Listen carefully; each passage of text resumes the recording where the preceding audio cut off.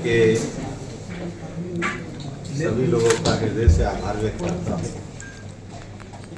विशेष रूप से हमारे रामगढ़ के सभी लोगों का, जिन्होंने एक होकर के श्री सुखपाल सिंह जी को विजय बनाया। और मैं निश्चित रूप से ये कहना चाहता हूँ कि हम पूरे इस समर्थन को सेवा का अवसर मानेंगे और एक टीम के रूप में मिलकर सेवा का कार्य करेंगे। आज अलवर में जिस हमारे भिवाड़ी में, लोकसभा क्षेत्र के भिवाड़ी में खैरतल तिजारा के जिले में जिला अधिकारियों के द्वारा इन्वेस्टमेंट समिट का आयोजन किया गया। वो रिसर्जेंट राजस्थान के साथ साथ विकास की और अग्रसर भिवाड़ी के हमारे संकल्प को भी मोहर लगाता है। हम निश्चित रूप से विकसित और सुरक्षित भिवाड़ी के लिए प्रतिबद्ध हैं और सीसीटीवी से भिवाड़ी में सर्वेलेंस बढ़ेगा, पुलिस प्रशासन मुस्तैदी के साथ उस कार्य को करेगा, ऐसी मैं उम्मीद करता हूँ। और इसलिए अभय कमांड का ये बनाया जाना महाराज जी के भी मन में था। इसको आज वापस से एक लंबे समय से पेंडिंग प्रोजेक्ट को पूरा किया है। लेकिन उसके साथ ही साथ हमारे स्थानीय विधायक महाराज जी के प्रयास से भी भिवाड़ी में साइबर थाने को मंजूरी, पुलिस लाइन को मंजूरी, जयरोली चौक थाने का अपग्रेडेशन, बॉर्डर होम गार्ड्स की नियुक्ति, वो तो पूरा हुआ ही है। भिवाड़ी निर्माण औद्योगिक क्षेत्र में मैंने आज अपने भाषण में भी बड़े विस्तार के साथ इसको एक इंटीग्रेटेड दायरे में लाने की बात करी है और इसके लिए हम काम करेंगे। हम मिलकर के भी मेयर महाराज जी, मुख्यमंत्री जी से पूरी चर्चा करेंगे और यहाँ के उद्योगों में आज जो MOU साइन हुए हैं, एक तो हमारे साथ में ही बैठे हैं रणवीर जी, क्योंकि जिस प्रकार की कैपिटल हमारे नज़दीक है उसमें वेयर हाउस बनना, उनके लिए आउटर पैराफेरी में होना ये बहुत आवश्यक है। तो इस तरह के, लेकिन मैं पिछले दिनों अलवर में काफ़ी नए नौजवानों से भी मिला हूँ जिन्होंने नए नए विषयों में भी पेटेंट किए हैं। हमारे वो एक तो छोटा सा ट्रैक्टर एक दिन मेरी रैली में आया, मैंने कहा किसने बनाया? यादव साहब। तो इंजीनियरिंग में, डिज़ाइन में, मॉड्यूल में हमारे लोग आगे हैं। और आज जो मैंने बात भी करी है कि जो MSME का सेंटर भी बन रहा है, मैं इंक्यूबेटर सेंटर बनाने के लिए जो प्रयास कर रहा हूँ कि इसकी प्रतिस्पर्धा आनी चाहिए। भाई हमारे यहाँ पे कोई साधन की कमी नहीं, इंटेलिजेंस की कमी नहीं, मेहनत की कमी नहीं और साहस की भी कमी नहीं। साहस तो इतना है कि हम चाइना और पाकिस्तान के बॉर्डर पे जाके भी लड़ते हैं।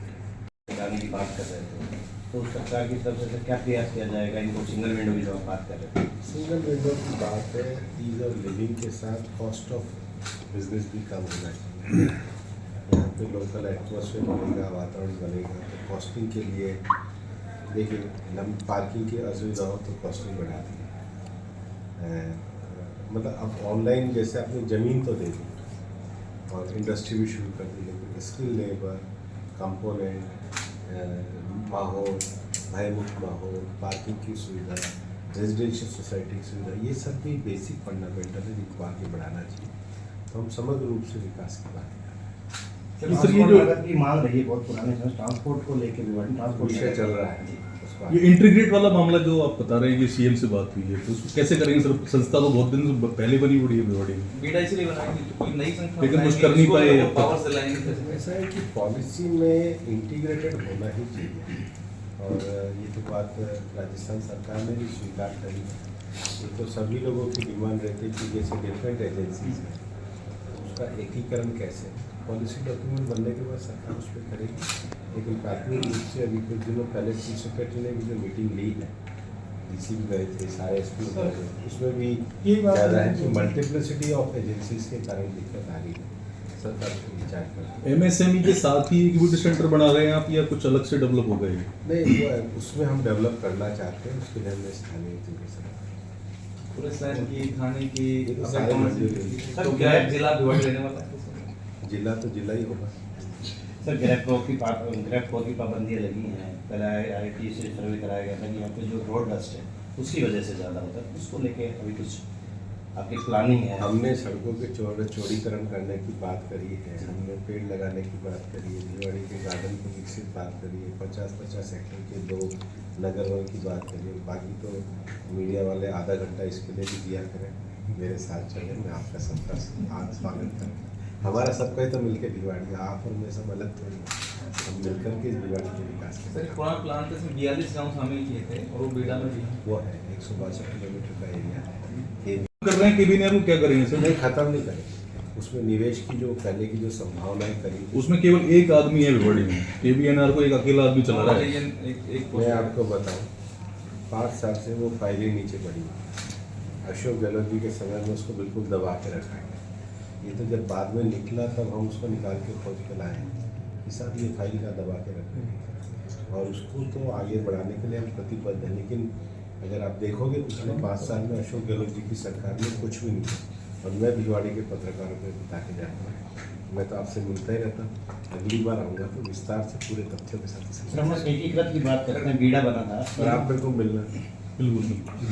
गोविंदगढ़ में कराया है, रामगढ़ में कराया है, तो मुझे कह रहे हैं कि रोज रोज आप ठहराव कराते हैं। मैंने लिस्ट बना रखी है। DFC वाला कोई सर एक मामला और है, EMIC का। सर एक कंटेनर डिपो का मामला है। हाँ, कंटेनर EMIC डिपो पहले थी यहाँ, वो चली गई और इन लोगों ने प्रयास भी किया कि वो यहाँ बने। ओवरऑल जो सिस्टम है उसको बनाने की बात है। एक इंटीग्रेटेड में जितनी बातें पूरी हुई हैं वो मैंने विस्तार से आपके सामने रखी। मैं उसका एक नोट बना के आपको दूँगा। जी। जो फ्यूचर है उसके लिए मैं सर, आपको महाराष्ट्र में सरकार गठन कर रही है। अब ये तो हमारा केंद्रीय नेतृत्व तीनों दलों से बात करके तय करेगा। तो आप प्रभारी हैं तो देखो, मैं तो अलवर का सेवक हूँ, मैं अपने काम पे वापस सर ये गर्व है कि मैं खुद गौरवान्वित हूँ कि मैं अलवर से सांसद हूँ। सर हजारों करोड़ का इन्वेस्टमेंट हो रहा तो जिले के युवाओं के लिए कितना रोजगार यहाँ मिलेगा? जिले के रोजगार की युवाओं के रोजगार के लिए हम पूरी तरीके से प्रतिबद्ध हैं, साथ मिलकर काम करेंगे। Okay sir, thank you sir. धन्यवाद। मानव के अंदर है तो केवल दिशा की विषय है। तो मुझे लगता है कि इन्वेस्टमेंट समिट इस दिशा को आगे बढ़ाने का काम करेगा। मैं तो पहले भी महाराष्ट्र से रात को देर रात लौटा, फिर भी मेरे मन में आने का उत्साह था। और भाई अलवर ये तप स्थली है, ये बाबा भर्तरी की तप स्थली है, ये बाबा मोहनराम की तप स्थली है, हमारे पूज्य स्वामी महाराज चांदनाथ जी ने यहाँ का प्रतिनिधित्व किया है। तो आप ही सबसे पहले तो वहीं नमन करना आवश्यक था।